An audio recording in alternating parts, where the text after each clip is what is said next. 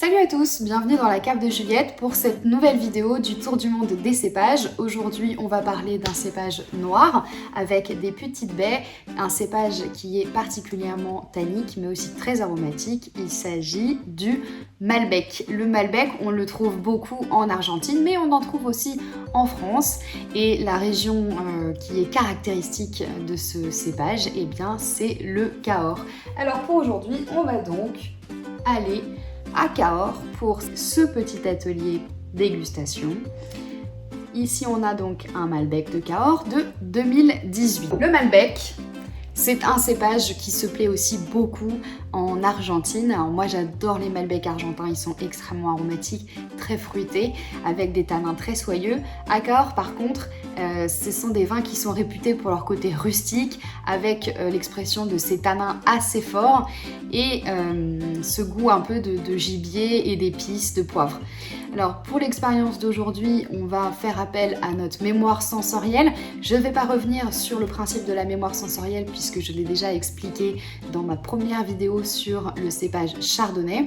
Rapidement, on va donc faire appel à vos souvenirs, toutes ces informations que vous avez stockées dans votre cerveau qui vous permettent de reconnaître des odeurs, des goûts que vous avez eu l'habitude de sentir et de vous permettre ainsi de savoir si vous les appréciez ou pas. Pour l'expérience d'aujourd'hui, vous avez la liste des ingrédients qui s'affiche juste à côté.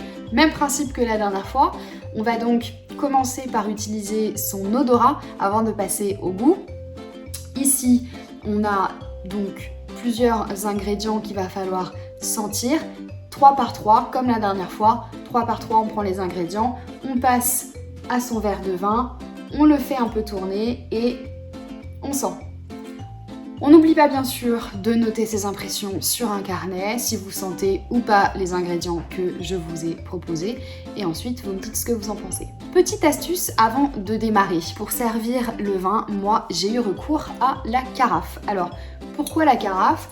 Eh bien, c'est parce que quand on fait une dégustation d'un vin qui est jeune et qui est particulièrement tannique, la carafe va vous permettre de gagner du temps.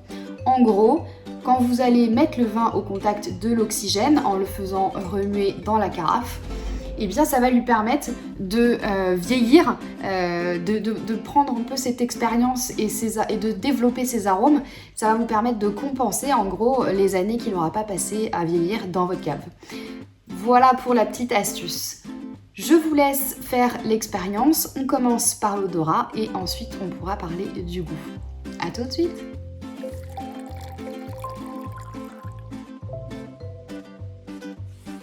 En ce qui concerne le nez de ce vin, voilà ce que moi j'ai senti. Ici, on retrouve très clairement ces épices qu'on a dans l'assiette.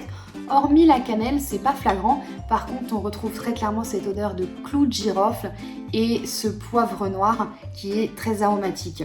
Moi, de mon côté, je retrouve aussi le cassis. Moi, je trouve que le cassis est celui qui s'exprime le mieux dans ce vin. Mais si vous avez senti la cerise noire, c'est très bien. Il peut aussi s'agir de mûre ou encore de myrtille. Ça, c'est à vous de voir. En ce qui concerne le poivron, petite astuce, moi, je vous conseille pour sentir son odeur d'en découper carrément un morceau et de le sentir. En fait, pourquoi le poivron ? C'est parce que quand on a un vin tannique, il fait appel à l'amertume. En gros, les tanins, c'est ce qui va venir assécher votre bouche. Certains ingrédients, on retrouve cette amertume, comme l'artichaut, comme la peau de raisin ou encore les poivrons. Alors quand vous sentez votre poivron, eh bien vous verrez que finalement ça se retrouve un peu ce côté amer et puis ce côté un peu vert dans le vin. Voilà pour ma part, donc moi ici le plus flagrant c'est donc le poivre, les clous de girofle, les fruits noirs en général, pour ma part c'est plutôt le cassis et légèrement le poivron. N'hésitez pas à me dire si vous avez senti la même chose, à mettre un petit pouce bleu si vous trouvez ça intéressant et à vous abonner à ma chaîne pour avoir en information les prochaines vidéos qui sortiront sur les différents cépages. Pour la suite de l'expérience, on va donc enfin faire appel au goût. Donc là, pareil, alors ce que je vous propose, on sait tous quel goût a le poivre et le clou de girofle. Si vous n'avez pas envie de les mettre directement dans votre bouche, vous avez le droit.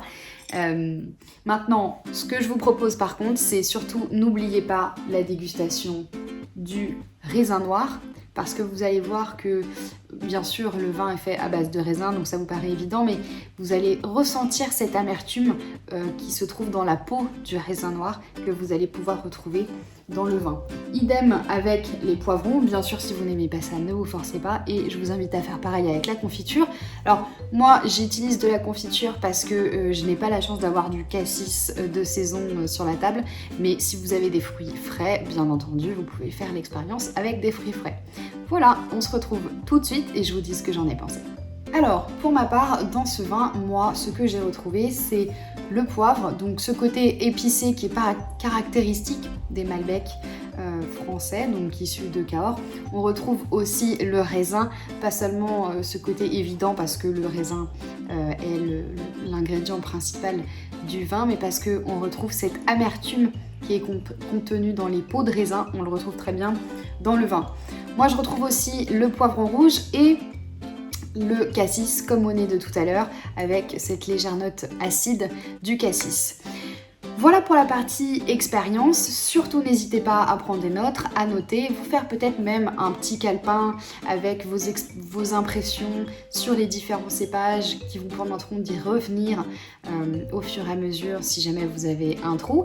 Et enfin pour la fin de cette vidéo, je vais vous donner mes accords mets et vins qui se marieront très bien avec ce type de vin. Alors pour le Malbec, comme c'est un vin très tannique, on va choisir un plat avec de la sauce et plus particulièrement avec du jus, puisque comme on l'a dit, les tanins assèchent votre bouche. Et pour contrebalancer cette sensation d'assèchement de la bouche, eh bien on va choisir des plats avec du jus pour venir réhydrater un peu tout ça.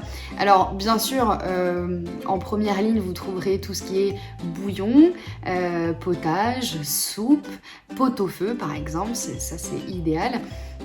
Vous pouvez aussi tout à fait le marier avec un steak ou n'importe quelle pièce de bœuf saignante, puisque là vous aurez le jus de la viande qui pourra venir contrebalancer les tanins du Malbec. Mais vous pouvez aussi le servir avec des artichauts ou encore du chocolat noir sous toutes ses formes. Alors pourquoi le chocolat noir? Parce que en l'occurrence avec le chocolat noir c'est comme le thé ou le café, c'est naturellement astringent. Donc quand vous buvez une gorgée de Malbec et qu'ensuite vous passez au chocolat noir, vous verrez que les tanins du Malbec auront déjà recouvert votre bouche, et quand vous allez passer au chocolat noir, en comparaison, le chocolat noir vous paraîtra beaucoup plus doux. Voilà pour les petites infos du jour. J'espère que cette vidéo vous a plu. N'hésitez pas à me laisser un commentaire, à me dire de quel cépage vous souhaitez parler, ou même à me faire des propositions de recettes que vous voudriez associer avec des vins, et je n'hésiterai pas à vous donner mes conseils. Voilà, je vous dis à très bientôt. En tout cas, à la semaine prochaine. Salut!